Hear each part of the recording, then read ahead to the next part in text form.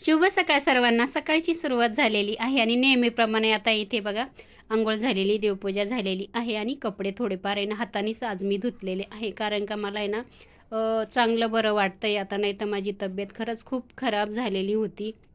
तुम्हाला मी बाहेर सांगते की खरंच बाहेरून आपण चांगलं दिसतो, पण आतून आपल्याला काही ना काही प्रॉब्लेम होत असतात. आणि चला आता त्याच्यानंतर आहे ना इथे मी माझ्यासाठी नाश्ता पण बनवून घेतला आणि खाऊन पण घेतला आणि कणिक मळून आहे ना चपात्या पण करून घेतल्या आणि त्याच्यानंतर आता इथे मी कोबीची भाजी बनवून घेते, म्हणजे भाजी चपाती होऊन जाईल. आणि मला आहे ना हॉस्पिटलमध्ये जायचं आहे आता. चला आता इथे बघा भाजी चपाती झालेली आहे, थोडेफार भांडे वगैरे आहे, चला नंतर आल्यानंतर करेल. आता माझी इथे ना हॉस्पिटलला जायची तयारी पण झालेली आहे. बाहेर आहे ना खूप म्हणजे खूप ऊन आहे. आता स्कार्फ वगैरे बांधून घेते आणि त्याच्यानंतर माझा मुलगा मला सोडणार आहे हॉस्पिटलला. आणि त्याच्यानंतर तिथे मला आहे ना जवळजवळ 2 ते 2.5 तास लागतात, म्हणजे मला आहे ना सलाईन लावायला जायचं आहे.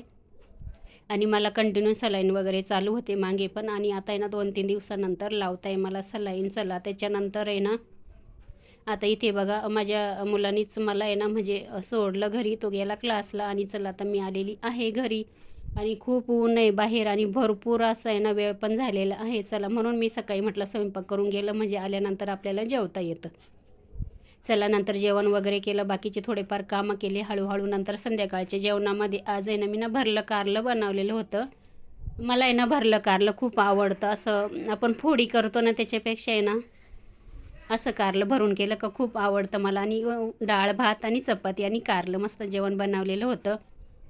त्याच्यानंतर मला आहे ना दुसऱ्या दिवशी केस धुवायचे असतात ना, तर आदल्या दिवशीच आहे ना मी केसांना तेल लावत असते, बघू शकता.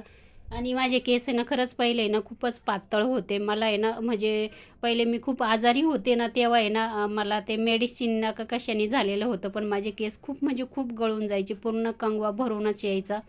पण नंतर हळूहळू आहे ना मी असं काही ना काही करतच असते केसांसाठी. आणि आता तुम्ही बघू शकता माझे केस खूप जाड पण झालेले आहे आणि लांब पण व्हायला सुरुवात झालेली आहे आणि म्हणजे गळती पण कमी झालेली केसांची.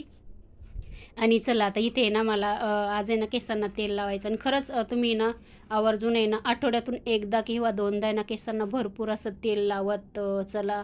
आणि ह्या पद्धतीने बघा मी तेल लावत असते केसांना. आपल्याला पुढे घेऊन केसांना तेल लावायचं असतं हे बघा.